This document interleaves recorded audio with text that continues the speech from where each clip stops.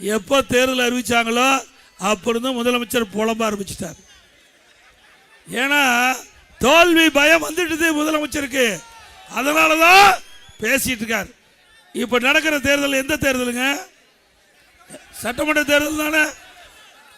தமிழ்நாட்டுக்கு டெல்லிக்குமா புதுசாக கண்டுபிடிச்சிருக்கார். இங்க இருக்கிற உங்களுக்கு தெரிகிற விஷயம் கூட நான் நாட்டை ஆளுகின்ற முதலமைச்சருக்கு தெரியவில்லையே. இப்படிப்பட்டவர்களாம் நாட்டை ஆளலாமா? ஒன்றும் தெரியாது முதலமைச்சர், பொம்மை முதலமைச்சர் நாட்டை ஆண்டு 5 வருஷம் குட்டிச்சோராக்கிட்டார். 5 ஆண்டு காலம் நம்முடைய தமிழ்நாட்டு மக்களுடைய வளர்ச்சியை இன்றைக்கு இவரால் முடக்கப்பட்டு விட்டது. இப்படி எந்தவித ஒரு முயற்சி எடுக்கல இந்த தமிழ்நாடு வளர்வதற்கு. எப்போ பார்த்தாலும் மத்திய அரசை குறை சொல்லிட்டே இருக்கிறீங்க. மாநில அரசு என்ன செஞ்சிருந்தா மக்கள் எதிர்பார்க்குறாங்க. ஓட்டு போட்ட மக்களுக்கு நன்மை செய்ய வேணும். அது அதிமுக ஆட்சி இருக்கும்போது மத்திய அரசோட இணக்கமாக இருந்தோம். அந்த இணக்கமாக இருந்ததுனால தான் மெட்ரோ ரயில் திட்டம் 63,000 கோடி. நம்ம 63,000 கோடி. இந்தியாவில் எந்த மாநிலத்திலையும் ஒரு திட்டத்துக்கு 63,000 கோடி அனுமதி கொடுத்த வரலாறு கிடையாது. ஆக இணக்கமாக இருந்தோம், பணத்தை பெற்றோம், திட்டத்தை பெற்றோம், அடிக்கல் நாட்டினோம், பணி வேகமாக நடந்துட்டு இருக்குது. இந்த ஆட்சியில் பார்க்க முடியுது அப்படி ஏதாவது? மத்திய ஆட்சி ஆளுகிற காலத்தில் துறைமுக விரிவாக்கம், விமான விரிவாக்கம், அதே போல தேசிய நெடுஞ்சாலைகள் தமிழகத்தில் அதிகமாக கொடுத்தோம். இந்த ஆட்சி வந்த பிறகு அந்த தேசிய நெடுஞ்சாலை இருப்பதற்கு கூட நிலத்தை எடுத்து கொடுக்க மாட்டேங்கிறாங்க. ரயில்வே பாதை அமைக்கிறதுக்கு நிலத்தை எடுத்து கொடுக்க மாட்டேங்கிறாங்க. இத்தனையும் செஞ்சுட்டு மத்திய அரசு மீது பழி சுமத்துறாங்க.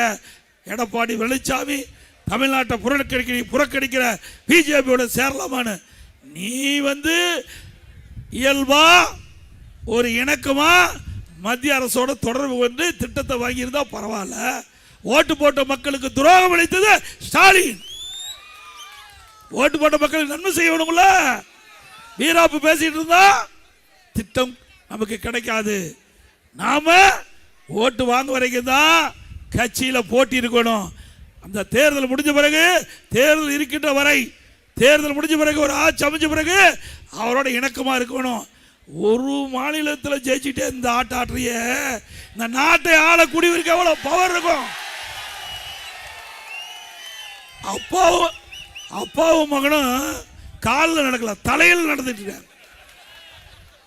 இந்த நாட்டினுடைய பிரதமர், பாரத பிரதமர் நரேந்திர மோடி அவர்கள் 3வது முறையாக நாட்டின் பிரதமராயிருக்கார். உன்னை போல இந்த தேர்தலோட திரு ஸ்டாலின் முடிவு கட்டிக்கிட்ட. தேர்தல் ஸ்டாலினுக்கு முடிவு கட்டுவீங்களா? எவ்வளவு போர் நடந்திருக்குது, எவ்வளவு இன்னைக்கு நாடே அதிர்ந்து கிடக்குது, உலக நாடுகள்லாம் தடுமாறிக்கிட்டு இருக்குது. தமிழ்நாடு, இந்தியா பிரச்சனைகளால் அமைதியா இருக்குது. இதாங்க திறமையான அரசாங்கம். ஒரு மாநில அரசாங்கம் சரி, அல்லது இந்திய அரசாங்கம் சரி, சிறப்பான ஆட்சி கொடுத்தது மத்தியிலே பாரதிய ஜனதா ஆட்சி, தமிழகத்தில் அதிமுக ஆட்சி. நடைபெறுகின்ற தேர்தல் தமிழகத்தில் ஒரு சிறப்பான ஆட்சி கொடுக்கப்படும். மத்தியிலே வலிமையான ஆட்சி, தமிழகத்திலே வளமான ஆட்சி. அதுதான் எங்களுடைய நிலைப்பாடு.